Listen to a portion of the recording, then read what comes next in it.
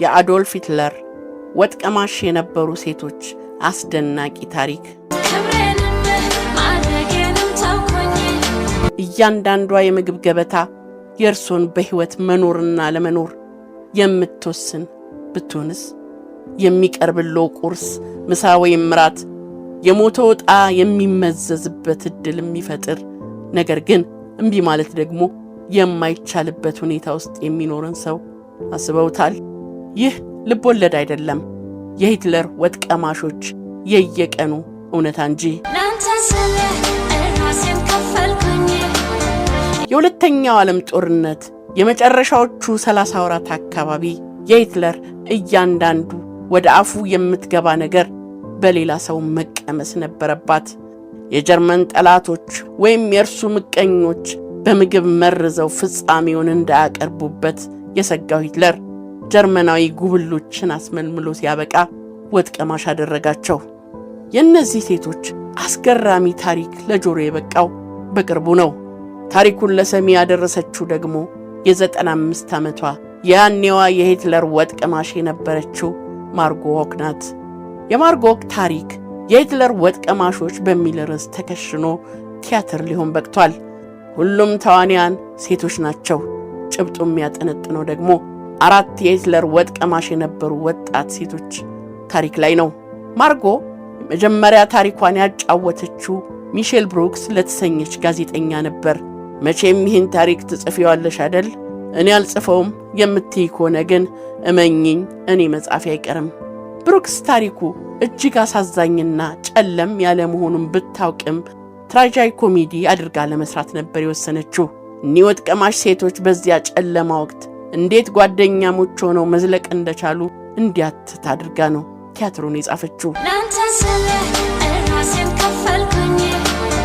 በሁለተኛው የዓለም ጦርነት ወቅት ጀርመናውያን በከባድ ችጋር ተመተው በርካቶች በረሃብ አለንጋ የተገረፉበት ዘመን ነበር። ነገር ግን እኒህ ሴቶች በቀን 3 ጊዜ ለሂትለር ተብሎ የበሰለ በቅመም ያበደ ምግብ ያገኙ ነበር። ወቅቱን የምትዘክረው ማርጎ ሂትለር ስጋ መመገብ ብዙም የማይወድ ሰው ነበር ትላለች። አትክልት፣ ሩዝ፣ ፓስታና ፍራፍሬ የሰውየው ምርጫዎች ነበሩ። እኒህን ምግቦች በዚያን ጊዜ ማግኘት ቀርቶ ማሰቢያ የሚሆን አቅም የሚሰጥ ምግብ ማግኘት የከበደበት ዘመን ነበር። ምንም እንኳን የሚቀርቡት የምግብ አይነቶች በአይን የሚበሉ ቢሆንም እኛ ግን በሰቀቀን ነበር የምንመገባቸው። በርካታ ሴቶች ምግቦቹን የሚመገቡት እያለቀሱ ነው። በጣም ይፈሩ ነበር። የቀረበልንን ጥርግ አድርገን መብላት አለብን። ከዚያ ቢያንስ ለ1 ሰዓት ያክል መጠበቅ አለብን። ብዙዎቻችን ከአሁን ታመምን እያልን እናለቅስ እንደነበር አስታውሳለሁ ስትል ወቅቱን ታስታውሳለች። የሂትለር የወጥ ቤት ሰዎች ሴቶቹ ከተመገቡ 1 ሰዓት በኋላ ነው ምግቡን በአይነቱ ላዛዣቸው ያቀርቡ የነበረው። በሴቶቹ ቅምሻና በሂትለር የምግብ ሰዓት መካከል ያለችው 60 ደቂቃ ምጥ ነበረች። ቁጭ ብሎ ሞትን የሚጠባበቁባት። ከምግብ ቀማሾቹ መካከል ተመርዛ የሞተች ሴት ያለች እንደሆነ የሚታወቅ ነገር የለም። ማርጎ ዎክ እኔ በነበርኩበት ወቅት ማንም ተመርዞ የሞተ የለም ትላለች።